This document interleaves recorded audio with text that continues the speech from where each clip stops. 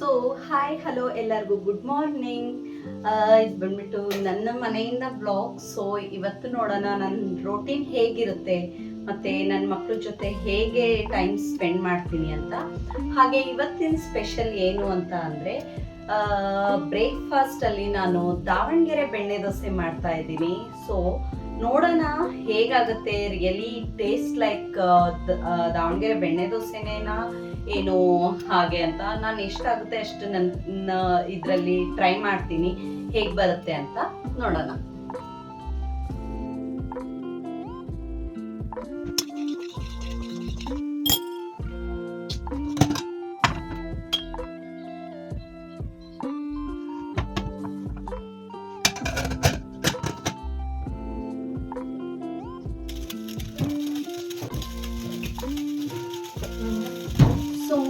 ಆಲೂ boil ಮಾಡೋಕ್ಕಿಟ್ಟಾದ್ಮೇಲೆ ಹಾಗೆ ನಾನು ಈಗ ಟೀ ಪ್ರಿಪೇರ್ ಮಾಡ್ತಿದ್ದೀನಿ.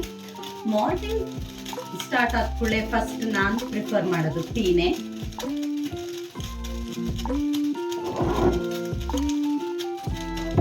ಒಂದಲ್ಲಿ ಹಾಲು ಆಲ್ರೆಡಿ ಇತ್ತು ಸ್ವಲ್ಪ, ಸೊ ಅದನ್ನೇ ಫಸ್ಟ್ ಯೂಸ್ ಮಾಡ್ತಾ ಇದ್ದೀನಿ.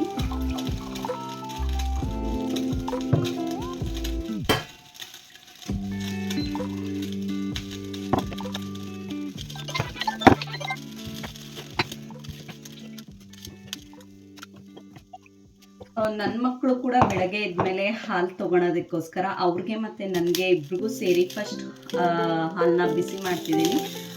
ಹಾಲು ಬಿಸಿ ಮಾಡಾದ್ಮೇಲೆ ಅವ್ರಿಗೆ ಒಂದು ಸ್ವಲ್ಪ ಹಾಲು ಸರ್ವ್ ಮಾಡ್ತೀನಿ, ಆಮೇಲೆ ನನಗೂ ಕೂಡ ಟೀ ಮಾಡ್ಕೊಳ್ತೀನಿ.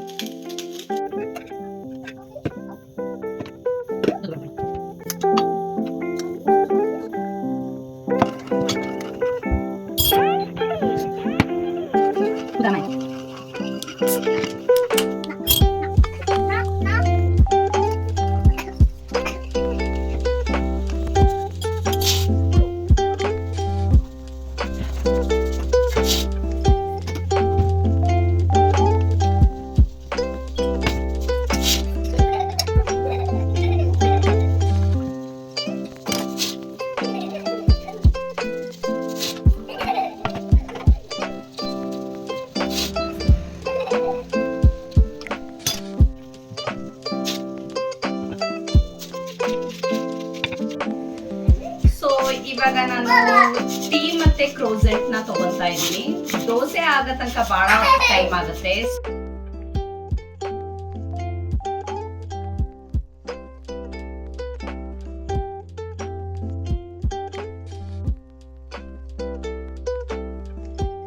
ಹಾಗೆ ಡೈಲಿ ಮಾರ್ನಿಂಗ್ ನಾನು ಫಸ್ಟು ಕೂತ್ಕೊಂಡು ಒಂದು ಸ್ವಲ್ಪ ರಿಲ್ಯಾಕ್ಸ್ ಮಾಡ್ತಾ ಟೀ ಕುಡಿತೀನಿ. ಅದಾದಮೇಲೆ ಮಕ್ಕಳ ಜೊತೆ ಸ್ವಲ್ಪ ಟೈಮ್ ಸ್ಪೆಂಡ್ ಮಾಡಿಬಿಟ್ಟು ನೆಕ್ಸ್ಟ್ ಬ್ರೇಕ್ಫಾಸ್ಟಿಗೆ ಪ್ರಿಪೇರ್ ಮಾಡೋದಕ್ಕೆ ಹೋಗ್ತೀನಿ.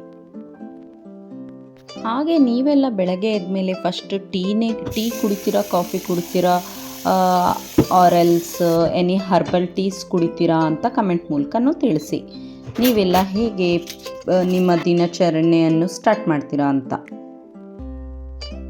ಹಾಗೆ ದಾವಣಗೆರೆ ಬೆಣ್ಣೆ ದೋಸೆ ಮಾಡೋದಕ್ಕೆ ಈರುಳ್ಳಿನ ಫಸ್ಟು ನಾನು ಬಾಯ್ಲ್ ಮಾಡ್ಕೊತಾ ಇದ್ದೀನಿ.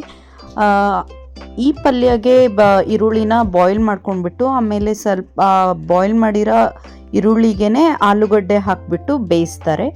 ಸೊ ಇದು ಬಂದುಬಿಟ್ಟು ದಾವಣಗೆರೆ ಬೆಣ್ಣೆ ದೋಸೆ ಪಲ್ಯದ ಸ್ಪೆಷಾಲಿಟಿ ಆಗಿರುತ್ತೆ. ಸೊ ಅದು ಹಾಗಾಗಿ ಅದು ಸ್ವಲ್ಪ ಡಿಫ್ರೆಂಟಾಗಿ ಟೇಸ್ಟ್ ಮಾಡುತ್ತೆ.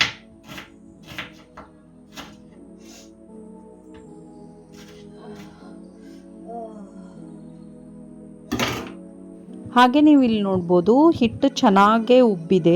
ನಮಗೆ ದೋಸೆ ಹಾಕ್ಕೊಳೋದಕ್ಕೆ ಕ್ರಿಸ್ಪಿಯಾಗಿ ಬರೋದಕ್ಕೋಸ್ಕರ ಫರ್ಮೆಂಟೇಷನ್ ಚೆನ್ನಾಗಾಗಬೇಕಾಗುತ್ತೆ. ಈಗ ಎಲ್ಲ ಈರುಳ್ಳಿನ ನಾನು ಬಾಯ್ಲ್ ಮಾಡ್ಕೊಳ್ತಾ ಇದ್ದೀನಿ. ಸೊ ದಾವಣಗೆರೆ ಬೆಣ್ಣೆ ದೋಸೆ ಪಲ್ಯಗೆ ಅವರು ಆನಿಯನ್ನ ಬಾಯ್ಲ್ ಮಾಡ್ತಾರೆ, ಫ್ರೈ ಮಾಡೋದಿಲ್ಲ.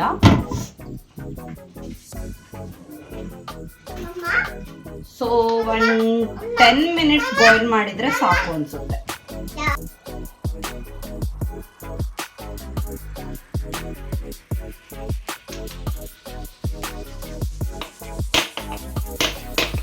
ಚಟ್ನಿಗೆ ಕೊಬ್ಬರಿ ಮತ್ತು ಸ್ವಲ್ಪ ಕಡಲೆ, 2 ಲವಂಗ, 1 ಏಲಕ್ಕಿ ಹಾಕ್ತಾ ಇದ್ದೀನಿ. ಮತ್ತು ರುಚಿಗೆ ತಕ್ಕಷ್ಟು ಉಪ್ಪು, ಹಾಗೆ ಸ್ವಲ್ಪ ಸಕ್ಕರೆ ಕೂಡ ಹಾಕ್ತಾ ಇದ್ದೀನಿ. ಸೊ ಕೊಬ್ಬರಿ ಚಟ್ನಿ ಬಂದ್ಬಿಟ್ಟು ನಾನು ಸ್ವಲ್ಪ ಕಡಲೆ, ಏಲಕ್ಕಿ ಮತ್ತು ಲವಂಗನ ಹಾಕಿದ್ದೀನಿ. ಬರೀ ಕೊಬ್ಬರಿದಾದರೆ ಮಕ್ಕಳು ತಿನ್ನೋದಿಲ್ಲ, ಹಾಗಾಗಿ ವಿತೌಟ್ ಮೆಣಸಿನ್ಕಾಯಿನ ನಾನು ಇವಾಗ ಫಸ್ಟ್ ರುಬ್ಕೊಳ್ತೀನಿ.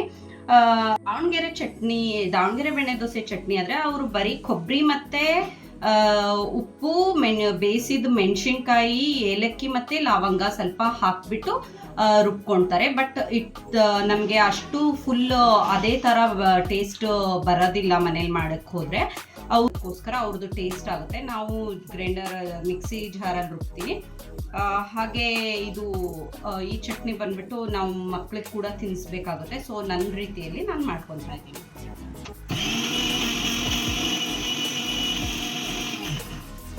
ಸೊ ಈಗ ನೋಡ್ಬೋದು ನಾನು ಚಟ್ನಿ ರುಬ್ಕೊಂಡಿದ್ದೀನಿ. ಸೊ ಇವಾಗ ನಾನು ಒಂದು 2 ಬೇಯಿಸಿದ ಮೆಣಸಿನ್ಕಾಯಿ ಹಾಕ್ಬಿಟ್ಟು ರುಬ್ಕೊಳ್ತೀನಿ.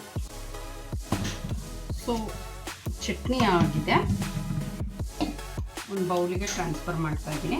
ಸೊ ಇದು ಬಂದ್ಬಿಟ್ಟು ಇದಕ್ಕೆ ನಾವೇನು ಒಗ್ಗರಣೆ ಏನೂ ಹಾಕೋದಿಲ್ಲ, ಹೀಗೇನೆ ಸರ್ವ್ ಮಾಡ್ತಾರೆ ದೋಸೆ ಚಟ್ನಿಗೆ.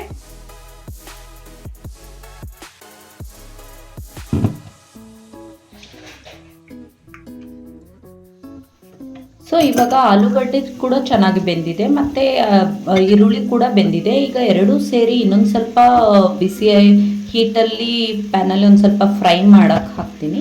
ಹಾಗೆ ಒಂದು ಸ್ವಲ್ಪ ಕೊರಿಯಾಂಡರ್ ಸ್ಪ್ರಿಂಕಲ್ ಮಾಡ್ತೀನಿ, ಅದು ಇನ್ನೊಂದು ಸ್ವಲ್ಪ ಟೇಸ್ಟ್ ಎನ್ಹ್ಯಾನ್ಸ್ ಆಗುತ್ತೆ. ಸೊ ಇವಾಗ ನೋಡ್ಬೋದು ಆಲೂಗಡ್ಡೆ ಪಲ್ಯ ರೆಡಿಯಾಗಿದೆ.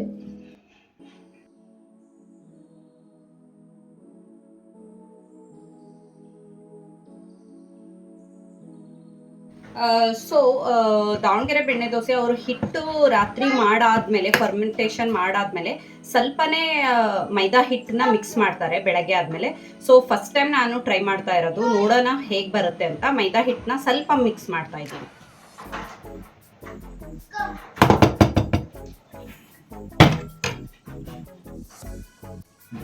ಉಪ್ಪು ಕೂಡ ಹಾಕ್ತಾ ಇದ್ದೀನಿ.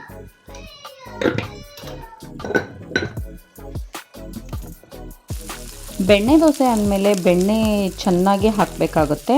ಸೊ ಇವಾಗ ಬೆಣ್ಣೆನ ಹಾಕ್ತಾ ಇದ್ದೀನಿ. ದೋಸೆ ಚೆನ್ನಾಗಿ ಕ್ರಿಸ್ಪಿಯಾಗಿ ಆಗಲಿ, ಬೆಣ್ಣೆಯಲ್ಲೇ ಫ್ರೈ ಆಗಲಿ ಅಂತ ಹೇಳ್ಬಿಟ್ಟು ಹಾಕ್ತಾಯಿದ್ದೀನಿ. ಹಾಗೆ ಅದರಲ್ಲೇ ಸ್ವಲ್ಪ ಪಲ್ಯನ ಹಾಕಿಬಿಟ್ಟು ಸರ್ವ್ ಮಾಡಬೇಕಾಗುತ್ತೆ.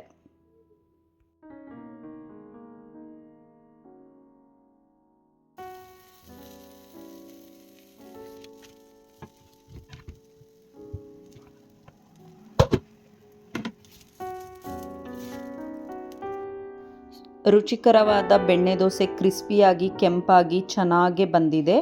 ಈಗ ನೋಡೋಣ ಹೇಗಾಗಿದೆ ಅಂತ. ಟೇಸ್ಟ್ ಮಾಡಿ ನೋಡೋಣ ಹೇಗೆ ಅನ್ನಿಸುತ್ತೆ. ರಿಯಲಿ ಬೆಣ್ಣೆ ದೋಸೆ ಥರನೇ ಇದೆನಾ, ದಾವಣಗೆರೆ ಬೆಣ್ಣೆ ದೋಸೆನೇನಾ, ಹೇಗೆ ಅನಿಸ್ತಾ ಇದೆ ಅಂತ ನೋಡೋಣ ಬನ್ನಿ.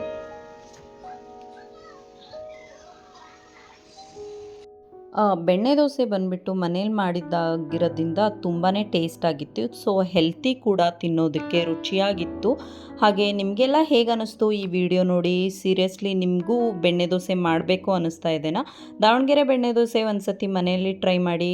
ಹಾಗೆ ಈ ವ್ಲಾಗ್ ಕೂಡ ಲೈಕ್ ಮಾಡಿ, ಶೇರ್ ಮಾಡಿ, ಸಬ್ಸ್ಕ್ರೈಬ್ ಕೂಡ ಮಾಡಿ, ಫಾಲೋ ಮಾಡಿ, ಮತ್ತು ನಿಮಗೆ ಬರೋ ವಿಡಿಯೋನ ನೋಡ್ತಾ ಹೋಗ್ತೀರಾ.